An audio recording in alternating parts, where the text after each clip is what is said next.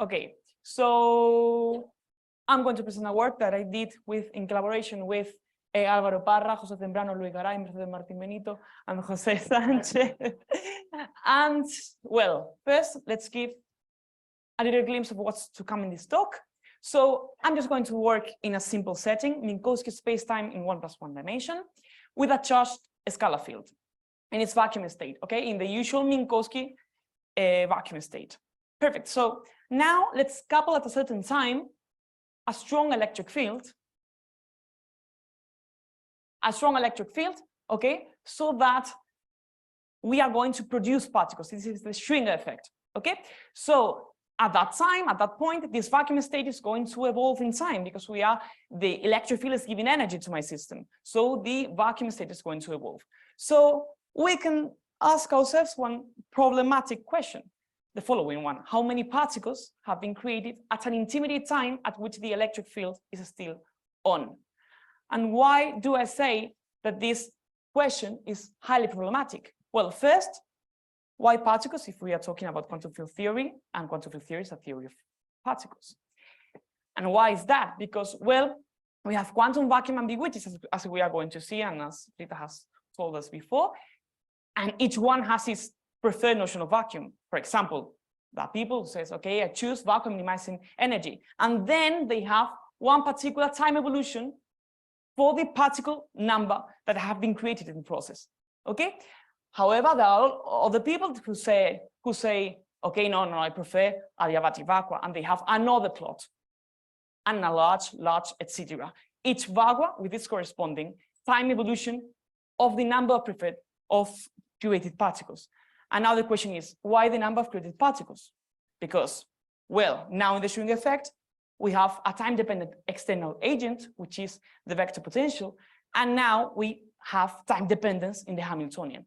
So maybe this magnitude is not perfectly well defined. It's definitely not unique because it depends on the choice of vacuum. Well, it's true, but this is our point of view now. What we are going to do is to give a particle notion from an operational point of view in the following sense. This is the idea of the talk. If I know what is my measurement device, in the sense that if I know how I'm going to switch off the electric field, then I will have a well-defined physical notion of particles in an operational sense. And then I will have a particular time evolution of the particle number, which is well-defined and has a precise physical meaning. Okay, so that's the idea. Now the details come. So let's quantize the classical system. The classical system is just, as I told you, Minkowski spacetime with a charged scalar field, and we couple an electric field. Well, the classical field, if we expand it in Fourier modes, each Fourier mode will be a harmonic oscillator. A harmonic oscillator because it has a time-dependent frequency. And for each wave number, these equations are decoupled. So we just need to quantize independently each harmonic oscillator.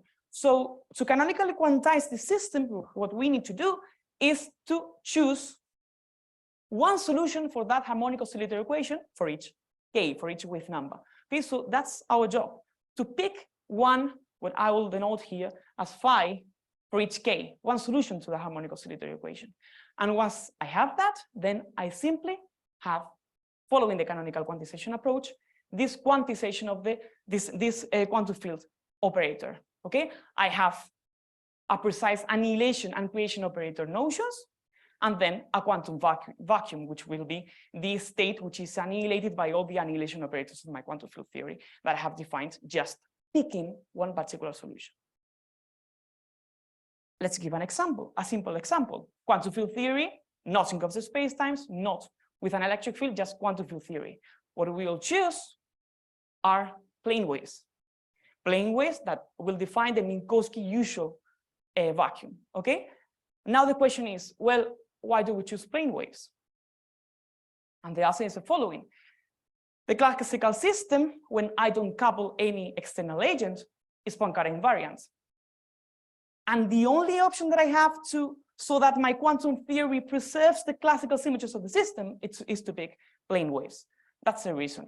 And then in Minkowski spacetime with no external agents, I do have a preferred particle notion if I want to preserve the classical systems in the quantum theory.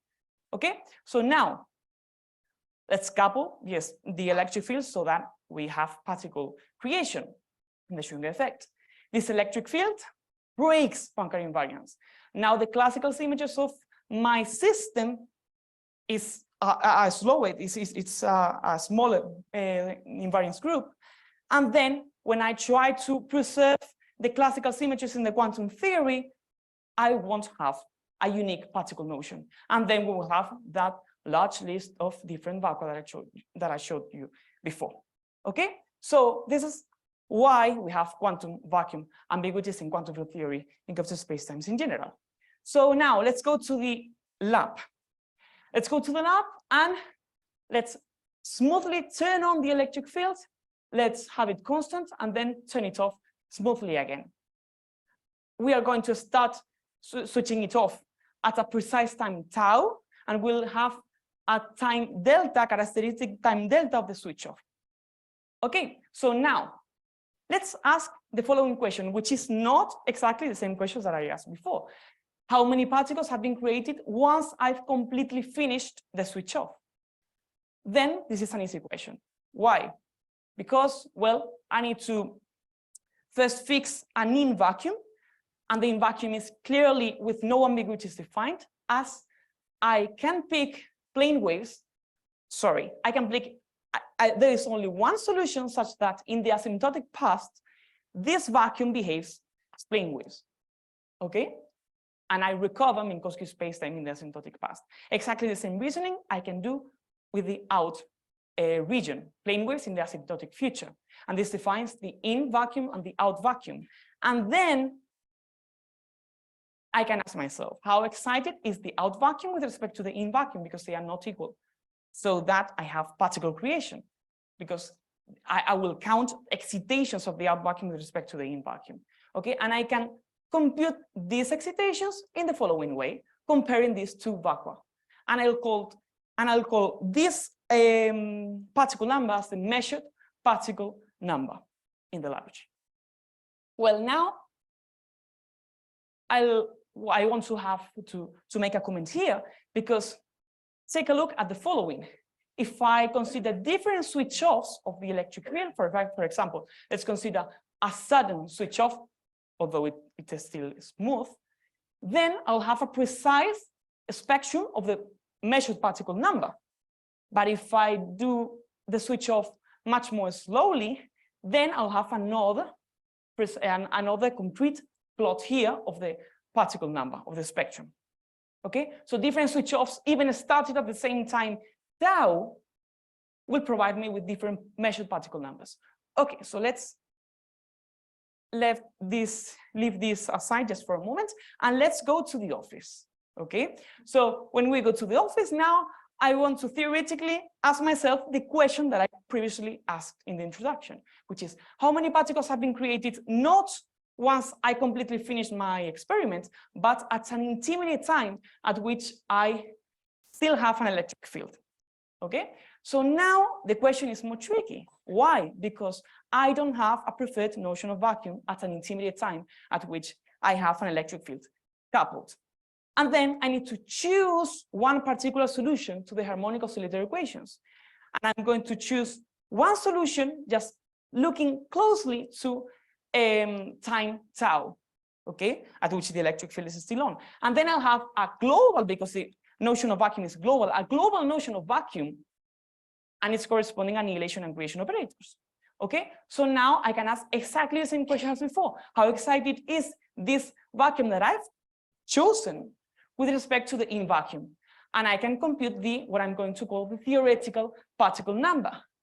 But as I have said before, I have ambiguities. I have quantum vacuum ambiguities. So if you choose another quantum vacuum, then you'll have different notions of time evolution of the particle number.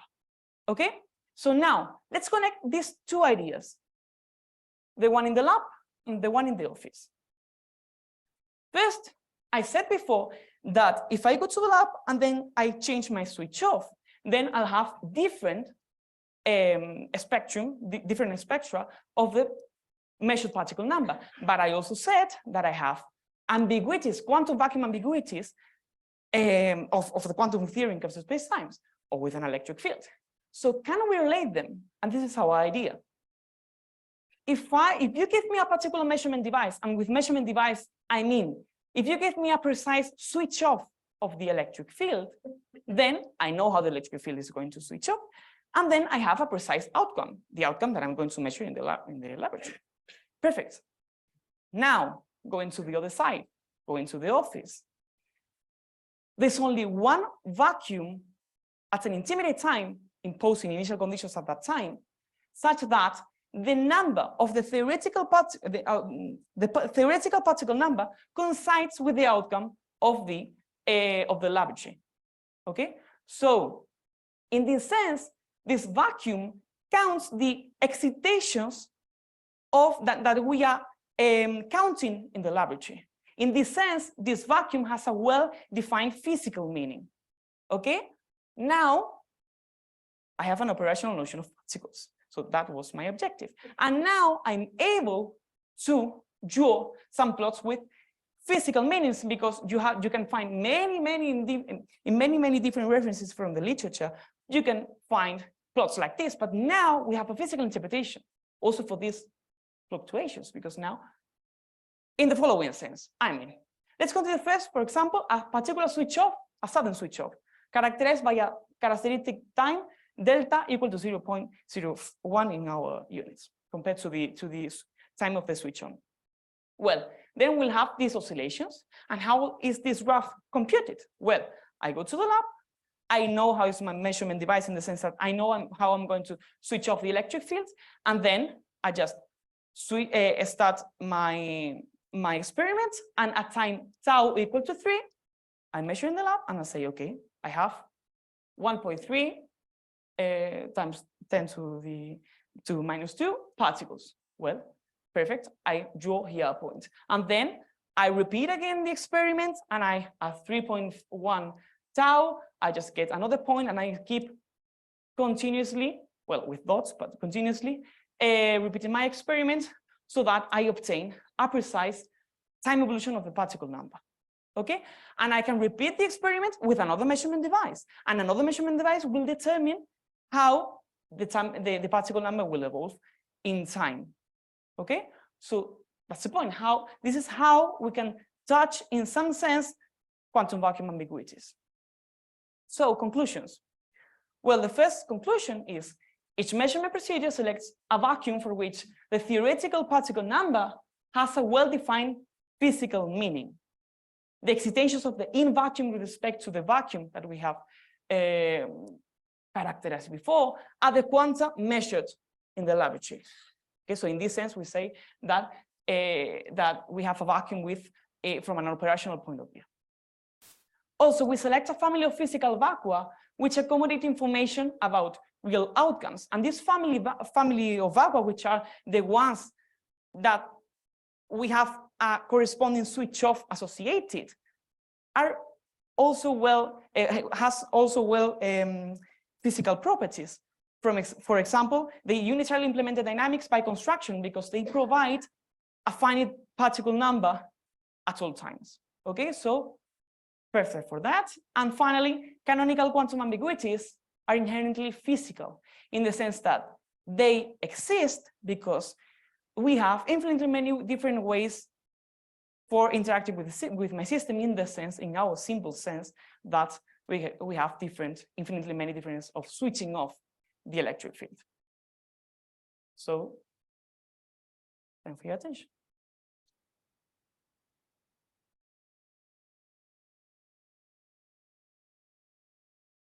Okay, questions?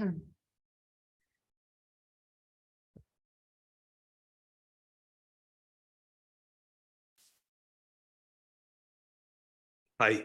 Hi. This may be naive, but I'm assuming that the magnetic field is zero in your. Yes.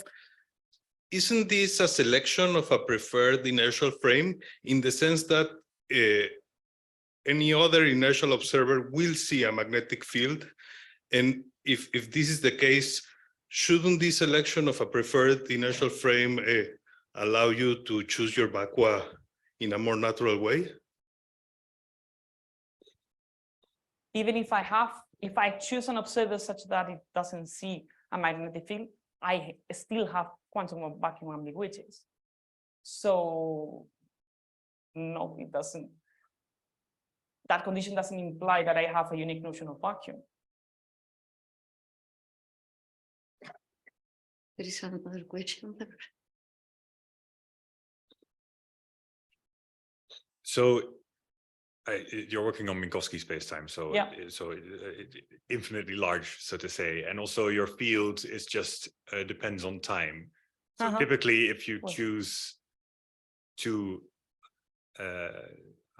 if you choose a Hadamard state and you calculate a particle number of that initial vacuum state, so to say, in this vacuum state, the amount of particles that you will measure that will be in this state will be infinite. Is this problem remedied in a sense by this operational choice of a vacuum state? In a Hadamard state, you will obtain a well, if you have two Hadamard states that are not quasi-equivalent, but only locally quasi-equivalent, if your spacetime is infinite, the particle number difference between those two states can be infinite.